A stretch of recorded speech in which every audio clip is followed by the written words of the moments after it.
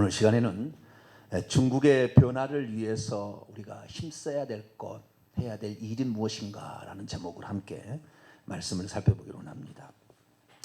중국에서 발생한 지난 12월 10일에 발생했던 우한 폐렴인 신종 코로나 바이러스 2019 코로나라고 명칭이 되었는데요.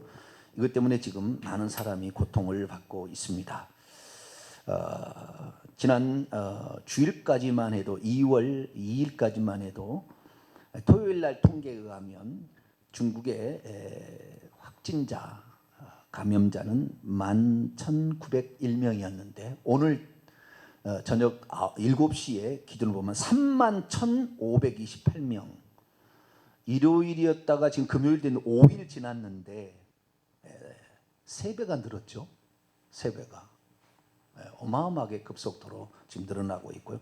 사망자가 지난 토요일 저녁에 259명이었는데 지금 638명이 사망자입니다. 엄청나게 많은 이런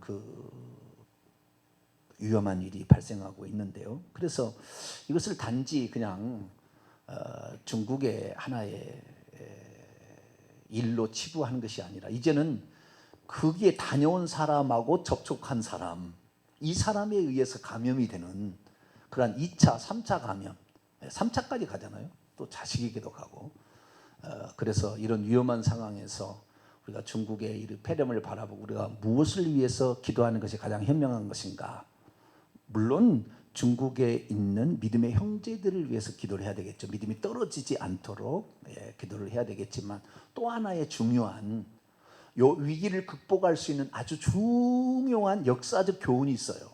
그래서 그 역사적 교훈을 한번 우리가 성경에서 한번 찾아보고 역사, 세계사에서 한번 찾아보고 중국에서 지금 결정할 것이 어떤 결정이 되도록 우리가 기도로 밀어야 될 것인가 이 부분을 한번 살펴보려고 합니다. 중국에서 이 발생한 전염병은 성경을 보게 되면 지도자가 잘못했든지 백성이 잘못했든지 했을 때 칼과 기근과 전염병으로 치게 되어 있습니다. 그래서 지금은 중국의 지도자의 잘못인 것이 지난 2월 1일자 중국 우한시에 있는 모 교회의 선교사로 쫓겨나지 않은 그 선교사가 보내온 그 이메일이 있었는데 그 이메일 가운데에 그 내용이 이제 들어가 있었어요. 거기에는 선교사들이 아주 많이 있었는데 이 선교사들이 다 쫓겨났다는 거예요. 다 쫓겨났어요. 그리고 거기에 지하교회들, 그러니까 3자 교회가 아닌 48개의 지하교회들이 폐쇄 조치를 당하고 여러 가지 어려움을 겪고 있어요. 좀 더 설교하면서 얘기하겠습니다.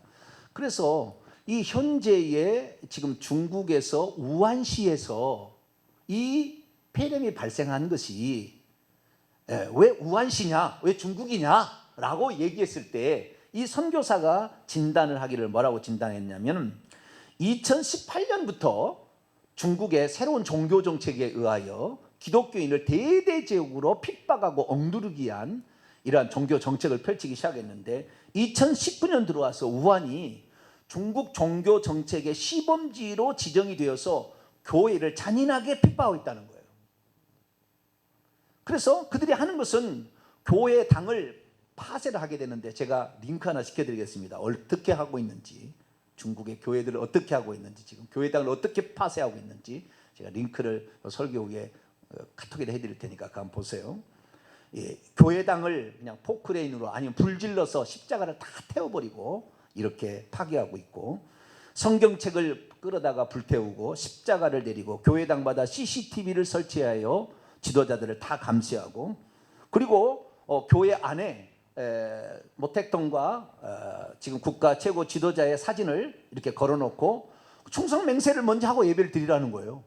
일제시대하고 비슷한 것이고 북한은 이런 일도 안 하지만 좌우지간 그렇게 국가를 위해서 국가의 모든 시책에 우리는 복종한다는 선서를 하고 예배를 드리라고 시책을 바꿨어요. 그래서 그렇게 하는데도 CCTV를 감시해서 혹시 이들이 뭔 일을 할 것이냐 해서 지금 지도자들을 잡아다가 감옥에 가두고 있다는 거예요.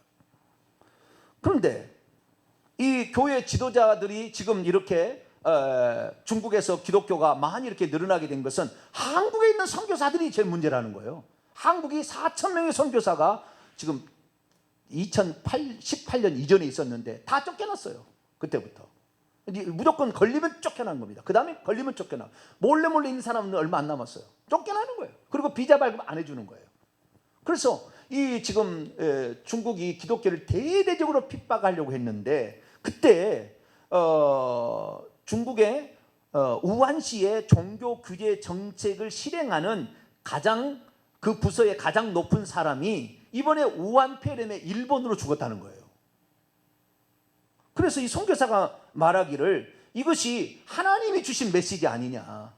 왜 중국의 우한시에서 이 폐렴이 생겼겠느냐. 기독교인들을 핍박하는 데에 대한 하나님의 심판이 우한시에 임했다고 이렇게 지금 표현을 하고 있는 거예요. 이것은 제가 지난 주일날 설교를 한 건데요. 지금 북한이 그렇게 돼가고 있는 거예요. 아니 중국이 그렇게 돼가고 있는 거예요.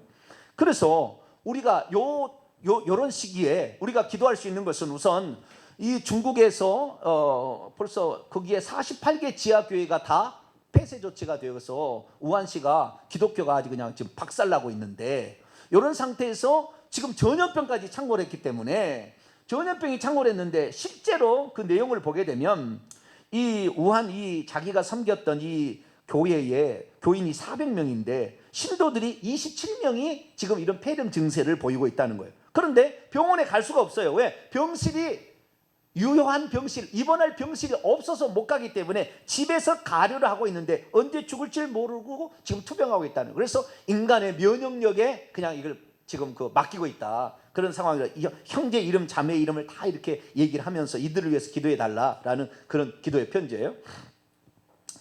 그를 보면서 우리가 우선적으로 기도할 것은 이 믿음이 약한 형제들이 이 죽음의 위협에서 하나님 어디 계셔? 하나님이 살아계시면 이 전염병을 이 도시에 내리겠어? 라는 말을 할 수가 있다고요. 믿음이 있는지 없는지는 그 순간에 나오는 거거든요. 근데 주님은 그걸 다 보시는 거잖아요. 네, 주님은 네가 나를 부인하면 나도 너를 부인할 것이고 네가 나를 시인하면 나도 너를 시인할 거다 이렇게 얘기하고 있는 거잖아요. 그래서 이 믿음의 형제들이 이 믿음을 잃지 않도록 지금 집회를 못 한다는 겁니다.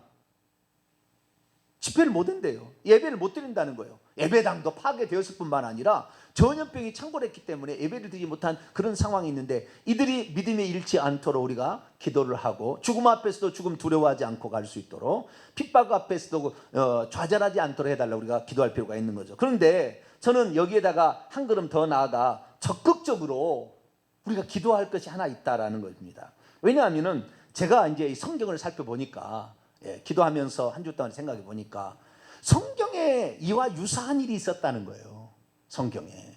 또한 역사적으로 이와 유사한 일이 있었다는 거예요. 그런데 이런 유사한 일이 발생했을 때 어떻게 해결했느냐라는 거예요. 어떻게 해결했느냐. 이런 전염병이 발생하고 믿지 않는 지도자에 의해서 강력한 핍박이 들어올 때 어떻게 그 문제를 해결했느냐는 거죠. 성도들이. 이게 대표적인 것이 다니엘 시대의 사드락, 메삭, 아벳느고 이들의 이야기입니다. 이들이 BC 한 600년경에 느부갓네살 왕이 꿈을 꾸기 시작한데 이 바벨론 제국의 왕이었어요. 그가 통치한 지 2년째 받은 그 꿈, 그 다음에 또 한 번의 꿈을 더 꿉니다. 두 번의 꿈을 꾸는데요. 이 꿈을 통하여 느부갓네살 왕이 이 정책을 바꾸기 시작하거든요. 그래서 우리가 지금 기도할 때 그냥 그 믿음의 형제들 믿음이 잃지 않도록 기도하고 끝날 것이 아니라 중국의 최고 지도자가 느부갓네살이 바꿔진 것처럼 이렇게 하면 좋겠다. 좀 이따 세계사의 중요한 인물 콘스탄티누스 대제를 내가 로마 황제를 얘기할 텐데 이런 사람처럼 바꿔지게 된다고 한다면 기독교 사회에 하나님께서 기뻐하는 사람으로 바뀌어줄 수도 있겠다. 그래서 차라리 우리가 어떤 현재의 전염병만 또는 어떤 그 믿음의 형제들 믿음이 잃지 않도록 기도할 것이 아니라 대표자, 지도자를 위한 기도를 더 빡세게 하는 게 더 얼마나 좋겠는가라는 것을 역사적으로 한번 제가 말씀을 해보려고 합니다. 우선 이 느부갓네살 왕은 바벨론의 이방 제국의 황제였습니다. 최고의 황제였죠. 이 황제가 결국에 하나의 꿈을 꾸게 됩니다. 여러분, 중국의 최고 지도자, 북한의 최고 지도자가 변화될 수 있도록 하려면 복음의 말로 바꿀 수 있는 게 아니에요. 복음의 말로 바꿀 수 있는 게 아니에요. 그들에게는 초자연적 역사가 필요한데 가장 중요한 것은 인간은 꿈이에요. 꿈. 그래서 우리가 그 최고 지도자들을 하나님 변화시킬 수 있는 꿈을 꾸게 해달라고 기도할 필요가 있어요. 왜냐하면 그들은 사람의 말을 신뢰하지 않습니다. 꿈은 엄청나게 많은 징조라고 여기기 때문에 꿈을 가지고 콘스탄티누스 대제나 느부갓네살 황제나 다 꿈으로 통해서 변화된 사람이에요. 꿈과 환상을 통해서 달라진 사람들입니다. 그래서 꿈으로 역사하면은 지금 이스라엘 나라도 마찬가지예요. 이스라엘 나라 예수 그리스도를 믿는다 그러면은 뭐라고 하냐면은 부끄러운 줄 알아 그런답니다. 뭐라고요? 예수만 얘기하면 부끄러운 줄 알아. 이런 식으로 해가지고 기독교인들을 기독교 예수 그리스도를 믿는 것을 아주 비참하게 만들어 버린다는 거예요. 그래서 유대인들은 예수 그리스도를 안 하려고 하고 그 얘기를 입에 담지 않으려고 하는데 부끄러운 줄 알아. 이런 식으로 아주 비아냥거려 버리니까 왕따를 당한다는 거예요. 그런데도 그들이 그런 상태에 있음에도 불구하고 그들이 꿈을 통하여 그들이 많이 달라지고 있어요. 메시아적 주라고 하는 사람들이 많은 사람이 꿈을 통하여 예수님이 직접 나타나가지고 얘기를 하니까 그들이 달라져서 자신의 신앙을 고백해서 자신의 가족들을 바꿔나가고 있는 그런 일이 있거든요. 그러니까 중국의 최고 지도자나 북한의 최고 지도자들을 위해서는 하나님께서 역사해서 꿈으로 역사해달라 기도를 추구할 필요가 있겠다는 겁니다. 자, 느부갓네살은 꿈을 꿨습니다. 첫 번째 꿈을 꿨는데 이 꿈에 보니까요 큰 신상이 하나 있었어요. 근데 여러 가지로 구성되어 있어요. 머리는 금이었고요, 가슴과 두 팔은 은이었고요, 배와 널쩍다리는 노시였습니다. 종아리는 철이었고 발과 발가락은 쇠와 철과 진흙으로 구성되어 있는 큰 60규빗 되는 엄청난 높이의 이런 큰 신상의 꿈을 꾸었습니다. 그래서 그 꿈을 꿨는데 그 꿈을 너무나 이상하고 선명한 꿈인데 무엇일까 궁금했어요. 그래서 바벨론 갈대아 사람들 술사들 그 다음에 박수나 또는 점쟁이나 이런 사람들에게 말하기를 내가 진짜 이상한 꿈을 꿨다. 그 꿈이 뭔지를 말하고 그 꿈을 해석을 해라 라고 얘기를 한 거예요. 그러니까 이 갈대아 술사들이 나와서 왕이시오 뭔 꿈을 꿨는지 얘기를 해줘야 해석을 하든지 말든지지 그 꿈이 뭔지도 우리에게 가르쳐주지 아니하고 왜 꿈을 해석하라 합니까? 이것들아 너희들이 그 정도 신통력이 없으면 너희들은 가짜다. 군대 장관 아리옥을 불러서 다 저놈들을 죽여라. 너희들이 밥 먹이고 너희들에게 지금까지 다 잘 사귀어준 게 뭐 때문에 하는데 지금 하냐 막 화가 난 거예요. 그래서 아리옥이 이제 그 술사들을 죽이려고 막 나가는 중에 다니엘을 만난 거예요. 다니엘이 물어봤어요. 무슨 일로 그러냐. 이런 일로 그렇다. 그러면 잠깐 기다리시라. 그리고는 사드락 메삭 아벤느고에게 전가를 보냈어요. 나를 위해서 기도해다오. 친구였거든요. 그래서 기도를 하는데 하나님께서 밤 가운데 환상으로 느부갓네살 왕이 꾼 꿈을 그대로 보여준 거예요. 그래서 왕 앞에 나갑니다. 그래서 왕 앞에 나가서 이것은 결국에 이 왕이 머리로서 정금의 같은 왕, 최고의 왕이시고 그 다음 왕보다 더 못한 나라, 은나라, 메데 페르시아, 그 다음에 헬라, 그 다음에 로마 나라가 나올 것이라는 이런 작고 나라가 나올 것이라는 그 꿈을 해석해 줬더니 그 꿈이 나중에 어떻게 되냐 마지막 결론은 이런 거예요. 갑자기 하늘에서부터 손대지 않는 다듬지 않는 어떤 돌이 날아오더니 이 발 때려버린 발을. 그러니까 발부터 이게 부서지기 시작해서 머리까지 산산조각이 나는 거예요. 그러니까 이 왕이 이것을 번뇌를 하게 됐는데 왜 내가 이러다가 이 나라가 망하는 게 아닌가라는 걱정을 한 거지요. 그래서 이 왕에게 그 얘기를 해주면서 왕 앞에 이런 일입니다라고 해서 왕이 이때일수록 겸손하게 하나님을 잘 섬기면은 괜찮다는 그런 메시지를 전해주죠. 그러니까 이 왕이 그 얘기를 듣고 너무 기뻐하면서 귀한 선물을 주고 바벨론의 둘째 통치자로 삼고 뿐만 아니라 모든 그 바벨론 갈대아 수사들의 우두머리로 다니엘을 세웠습니다. 그런데 그 뒤로 이것이 이제 그 2장의 내용이고요. 그리고 3장의 해석의 내용이고요. 그리고 또 한 번 4장 5장에 또 한 번 꿈을 꾸는데 4장에 꿈을 꾸는데 이번에는 한 큰 나무에 관한 꿈을 꿨습니다. 밤에 꿈을 꿨는데 큰 나무가 있는 거예요. 근데 큰 나무가 높이 이렇게 자라는 겁니다. 그러더니 아주 견고해졌어요. 하늘에 닿을 만큼 엄청나게 견고해지는데 잎사귀가 얼마나 멋있는지 잘 자라고 그 다음에 거기에 열매가 막 맺히는데 탐스러운 열매가 맺히면서 들짐승들이 그 그늘에서 쉬고 새가 나르더니 둥지를 들면서 그 나무에서 기거를 하는 거예요. 그런데 갑자기 하늘에서 어떤 순찰자, 거룩한 자가 내려오더니 그 나무를 톱으로 잘라버렸어요. 톱으로 잘라버리고 가지를 쳐버리고 새들은 쫓아버리고 짐승들은 다 쫓아버렸어요. 다. 그리고 큰일 났다는 거죠. 열매들은 다 어디 그냥 다 파헤쳐버리고 결국에 이래서 구루터기만 남고 이 나무가 베어졌어요. 그리고 그런 꿈을 꿨어요. 그러니까 왕이 얼마나 즐거웠겠어요. 왜? 내가 이러다가 죽는 거 아닌가 막 이런 것이죠. 그래서 나중에 다니엘이 또 가서 그에게 말을 할 때 이것은 왕에게 일어나지 않는 일이면 좋겠다라고 얘기를 하면서 왕이 이 꿈을 꾼 것은 이것은 이 나무는 왕을 당신을 지칭하는 것이기 때문에 이때일수록 백성들에게 자비를 베풀어서 그들에게 은총을 베풀고 또한 왕이 하나님 앞에 겸손하여져서 공의를 행하고 가난한 사람을 긍휼히 여기고 죄를 사해 준다면 이런 일은 일어나지 않을 겁니다. 그런데 1년 뒤에 바빌론이 큰 도시, 느부갓네살이 큰 도시를 세우고 뭐라고 했냐면은 나의 능력과 권세로 이 바빌론을 건설했으니 내 위엄과 영광이 얼마나 높으냐라고 교만을 마음을 품었어요. 그랬더니 하나님께서 즉시 그에게서 총명을 뺏어가서 멍청이가 돼가지고 쫓겨나가지고 들짐승처럼 가서 이슬 가운데 들짐승 가운데 살면서 몇 년이라면 7년 동안 한다고 돼 있거든요. 그래서 7년 동안 하게 되자 7년이 끝나자 다시 이제 총명이 돌아와서 역시 하나님이 모든 나라의 주권자지 나는 단지 거기에 수족일 뿐이다 라고 회개를 했다는 내용이에요. 이것이 다니엘서에 나오는 4장 5장의 내용입니다. 그러니까 바벨론 왕 느부갓네살이 세계의 지도자 하나님을 안 믿는 사람이었지만 이 두 가지 꿈의 해석을 통하여 살아계신 하나님이 이 모든 세계 최고의 나라의 주권자이시고 자기는 그 밑에 있는 그 밑에 지시를 받는 청지기에 불과하다라는 사실을 깨달아가는 과정을 이것을 얘기를 한 거죠. 그러니까 오늘날의 중국의 최고 지도자가 자기의 말 한마디면 지금은 모든 종교단체에 이 사진을 걸어놓고 자기를 위해서 충성을 맹세하는 것을 얘기를 하고 예배를 보라 지금 그렇게 하고 있다고 말이에요. 그런데 그 모든 일이 어떻게 되냐, 하나님께서 한 방에 심판자로 오셔서 돌로 오셔서 그를 깨뜨려 버리고 그 전에 사람을 치기 전에 먼저 지혜강천 자연을 파괴하는데 칼과 기근과 전염병으로 이 자연을 먼저 치고 사람을 쳐서 결국에 지도자를 치는 거예요. 지도자를. 위험한 거예요. 위험한 거. 중국의 최고 지도자 지금 아무튼 위험한 상황이 지금 처해 있는 거예요. 사실은.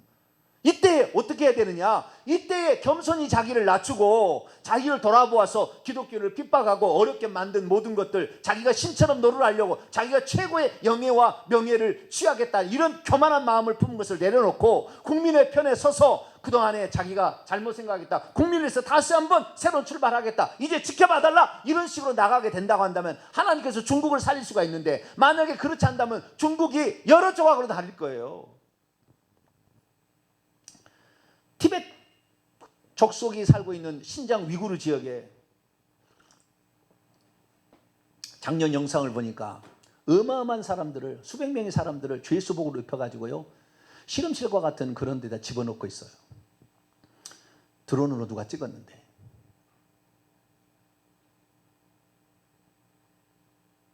엄청나게 많은 사람을 거기다가 지금 가둬가지고 다 지금, 그래서 중국에 가면은요 신장 장기 있잖아요. 장기 적출을 해가지고 그 세계에서 돈을 버는데 중국에 그런 장기 적출을 해서 뭐 이렇게 콩팥을 바꿔주고 이런 수술을 하는 것이 중국에 가면 유명해요. 근데 다 어디로 가냐면 신장 위구르로 가는 거예요.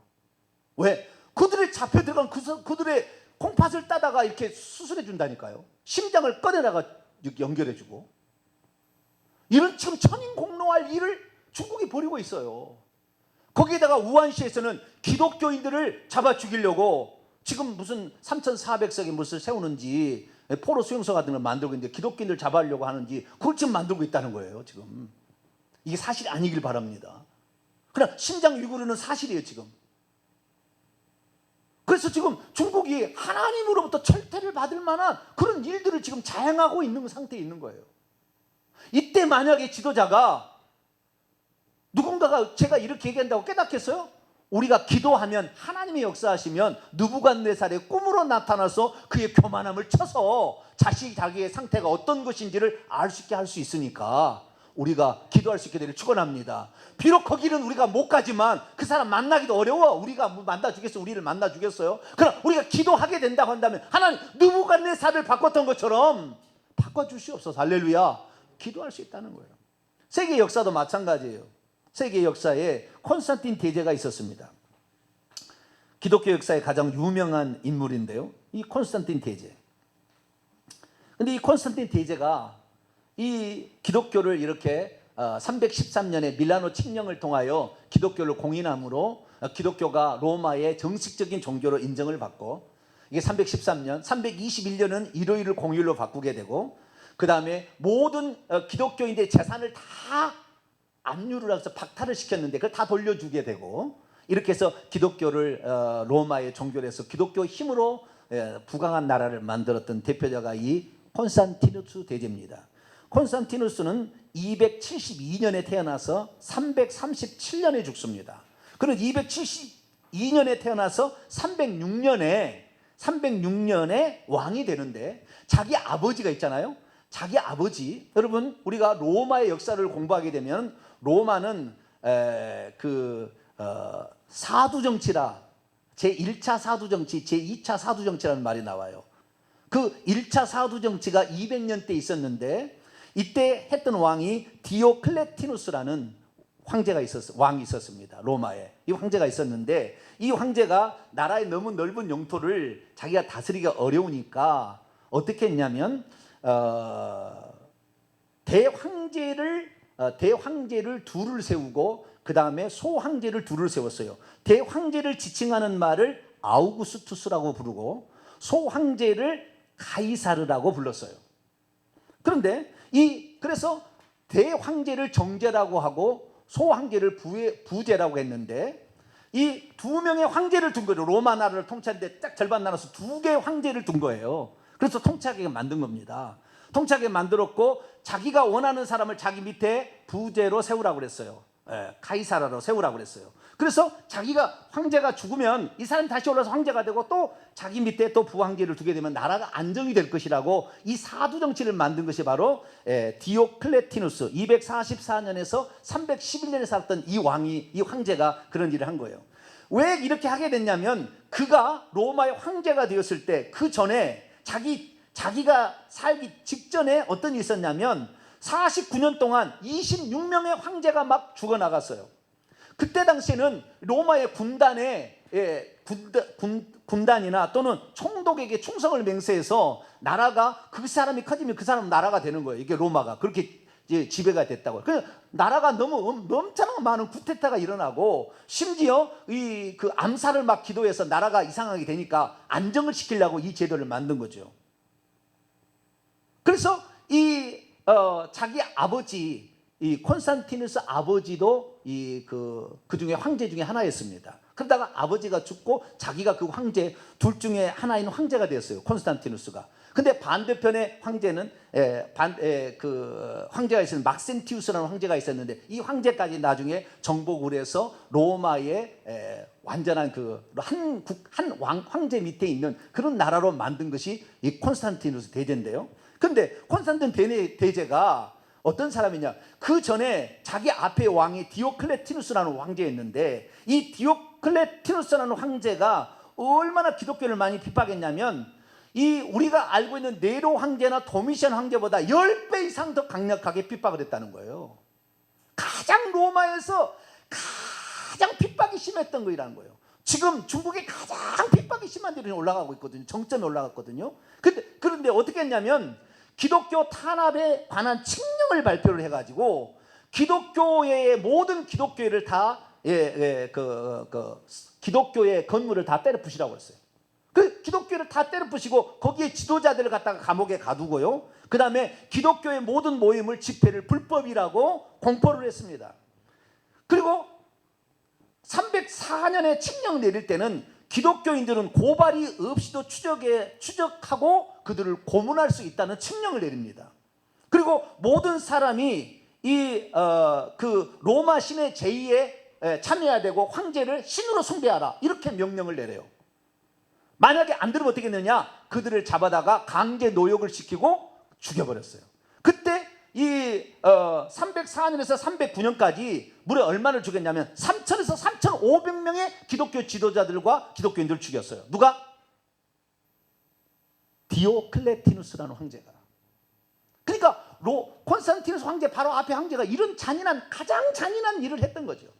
그런데 이제 콘스탄티누스 자기 아버지가 황제였다가 자기를 부제를 올려줘 가지고 자기가 이제 황제가 되는 건데, 이 황제가 될 때 반대편의 세력을 또 정복하지 않으면 전쟁이 계속 나니까 이렇게 전쟁하려고 해서 막센티우스하고 전쟁을 하게 되는데, 그때 밀비아누스 또는 밀비안다리라는 그 다리에서 전쟁을 합니다. 근데 그 전쟁을 하러 이제 가게 되는데, 전쟁을 하고 가게 될 때 대낮에 12시경에 하늘에서 빛이 확 나더니 거기에 십자가가 보인 거예요. 십자가가 보인 거예요. 그리고 하늘에서 음성이 들렸습니다. 엔 투토 니카. 예전에는 제가 이 말이 무슨 말인지 전혀 몰랐어요. 헬라어를 한 20년 했더니 이제는 다 알아들어요. 히브리어, 아니 헬라어를. 이건 뭡니까? 엔 투토. 엔은 인이고요, 투토는 디스예요. 이것 안에서 니카, overcome, conqueror예요.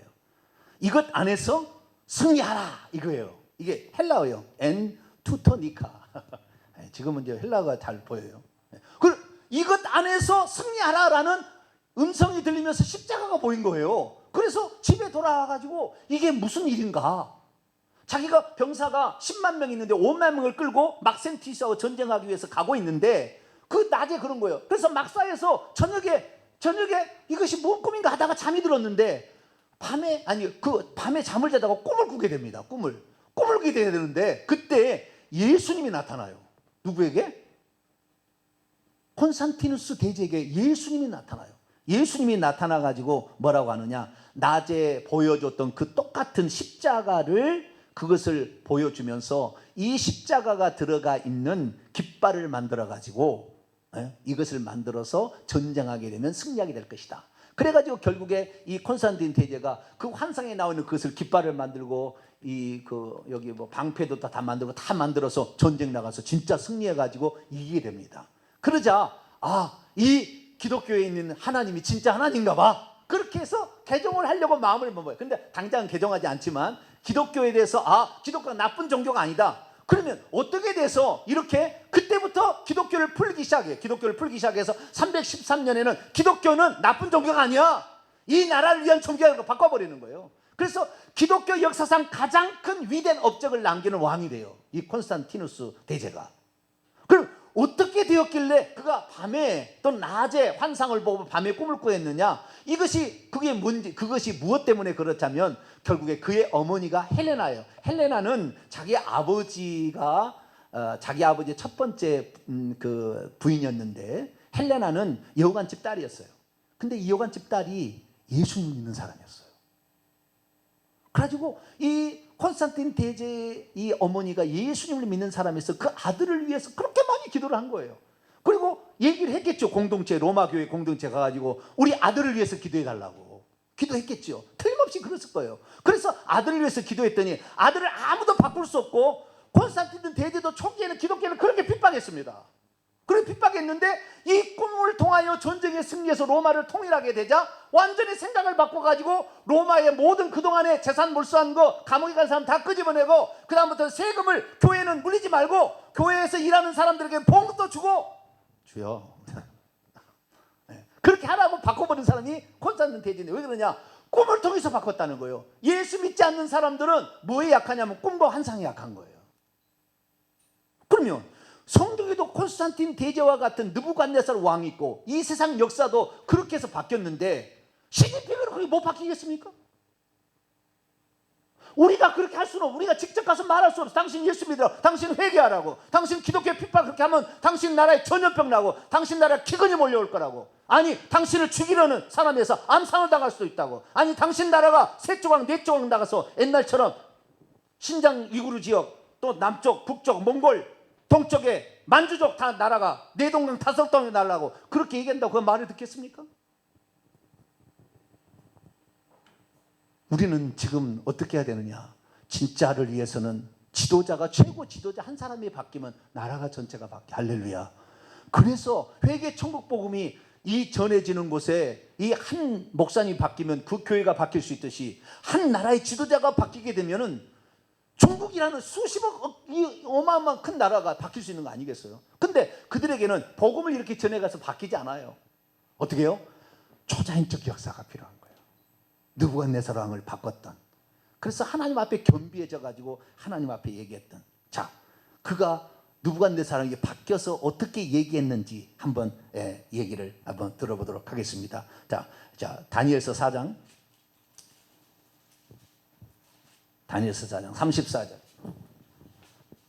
7년 동안 이 짐승처럼 총명이 떠나가지고 미쳤다가 다시 돌아와서 하는 얘기예요. 34절. 그 기한이 참에 7년이 참에 나 느부갓네살이 하늘을 우러러 보았더니 내 총명이 다시 내게로 돌아온지라. 이에 내가 지극히 높으신 이에게 감사하며 영생하시는 이를 찬양하고 경배하였나니 그 권세는 영원한 권세요 그 나라는 대대 이르리로다. 땅의 모든 사람들을 없는 것 같이 여기시며 하늘의 군대에게든지 땅의 사람에게든지 그는 자기 뜻대로 행하시나니 그의 손을 금하든지 혹시 이르기를 내가 무엇을 하느냐 할 자가 아무도 없도다. 37. 그러므로 지금 나 느부갓네살은 하늘의 왕을 찬양하며 칭송하며 경배하노니 그의 일이 다 진실하고 그의 행하심이 의로우심으로 교만하게 행하는 자를 그가 능히 낮추심이라. 이 고백을 스스로 했다는 거잖아요. 이런 고백이, 이 느부갓네살의 고백이 중국 최고의 지도자의 고백이 될 수 있도록 하나님 그를 만나주시고, 꿈이나 환상, 예수 그리스도께서 말씀이 오기 전까지는 뭐였습니까? 다 꿈이나, 요셉에게 꿈이나 환상이 나타난 거죠. 똑같이. 그러니까 구약시대 인물들은 다 세상을 꿈이나 환상을 통해 하나님의 직접, 이스라엘 민족 지금 꿈이나 환상을 통해서 예수님 만나고 있다고 말. 이 말을 통해서는 부끄러운 줄 알아. 이렇게 끝내버리지만 그러나 꿈이나 환상 가운데 그들이 나타날 때 그들은 생각을 고쳐먹을 수 있다는 거죠. 그래서 우리가 기왕 중국을 변화시키려면 그 믿음 지켜, 물론 그것도 뭐 나쁜 건 아니에요. 지금 있는 중국의 믿음의 형제들이 믿음 잘 지켜 천국 가게다, 그렇게 하는 건 나쁜 건 아닙니다. 그러나 중국 전체가 구원받을 수 있는, 이제 주님 오실 때가 가까운 이때에 바꿔질 수 있도록 기도하는 게 좋겠다. 그러려면 느부갓네살, 콘스탄티누 대제와 같은 중국의 시진핑이 되게 해달라고 우리가 기도하면 얼마나 좋겠는가. 할렐루야. 우리가 한번 해볼 일입니다. 우리가 안 해본 거예요. 이것은 어느 누가 이런 얘기를 잘 했는지 모르겠지만 지금이 그때, 지금이 그때. 그렇지 않으면 하나님께서는 이 느부갓네살을 패해버리고 엄청난 그 고통에 처해듯이 나라가 끝날 수 있어요. 만약에 이것이 지금 코로나 바이러스가 정말 중국 우한 이 바이러스 연구소에서 잘못해서 밖으로 배출했다, 아니면 의도적으로 내보내서 이 신장 위구르 지역에 있는 사람들을 이렇게 어떤 속박하듯이 기독교인들, 우한시의 기독교인들을 핍박의 1호 대상으로 삼아서 지금 일을 하고 있는데, 이 기독교인들을 붙잡아서 가두기 위한 그 전 단계로서 위험한 사람, 전염병을 일으킨 사람들을 가둬야 된다면서 그 전염병을 꼭 로마의 그 네로 황제가 기독교인들이 불을 냈다 해가지고 가두시, 그렇게 할 수 있다고 말이에요. 기독교인들이 저런 일을 했다 해서 결국에 죽일 수 있는 그런 상황으로 가게 된다고 한다면 나중에 어떻게 되겠어요? 하나님이 가만두겠습니까? 그러니까 지금 우리가 기도할 필요가 있겠구나. 차라리 주님, 저 중국의 최고 지도자가 콘스탄티누스 대제와 같이 하나님이 직접 만나셔서 그의 마음을 바꿔달라고. 느부갓네살 왕이 꿈을 꾸어서 그 꿈에 다니엘이 해석함으로 말미암아 바꿨듯이 이런 일들을 일으켜달라고 우리가 기도하기 시작한다고 한다면, 혹시 시진핑은 안 돼도 그 다음 때라도 될 수 있으니까 우리가 그 기도를 시작할 필요가 있겠다. 그래서 중국 전역에 정말 복음을 믿는 사람들이 마음껏 하나님을 찬양하고 천국 갈 수 있도록 그렇게 우리가 좀 기도하는 저와 여러분 되시기를 바랍니다. 거룩하신 하나님 감사합니다. 중국이 어쩌면은 위기 가운데 빠질 수 있는 그런 상황에 지금 봉착해 있습니다. 여기에서 어떻게 빠져나올 수 있을 것인가? 그들이 기독교인들을 품어서 그들에 대한 그동안에 억울하게 하고 그들을 괴롭힌 것을 반성하고 다시는 이를 일을 행하지 않기로 결단하며 국가, 나라, 민족을 위해서 기도하는 사람들로 기독교인들을 포용할 수 있다고 한다면 하나님께서 이 전염병도 거두가실 것이고 중국이라는 나라도 성경적 기독교적 사회주의를 만들어서 정말 하나님 기뻐하는 나라를 만들 수 있으리라 믿습니다. 중국 최고의 지도자에게 하나님 찾아가서 만나 주셔서 느부갓네살 왕의 꿈을 꿔서 그 꿈을 통하여서 자신의 겸손함을 찾을 수 있었듯이 중국의 최고 지도자도, 북한의 최고 지도자도 이러한 일이 있을 수 있도록 하나님 역사해 주옵소서. 저희들이 물론 그 국민들을 위해서 기도해야 되겠지만 지도자가 한 사람이 바뀌면 다윗 한 사람으로 남, 유다, 북이스라엘 이런 모든 지역이 하나님 평강을 이뤘던 것처럼, 태평성대를 이뤘던 것처럼 중국도 그런 나라가 될 수 있도록 도와주옵소서.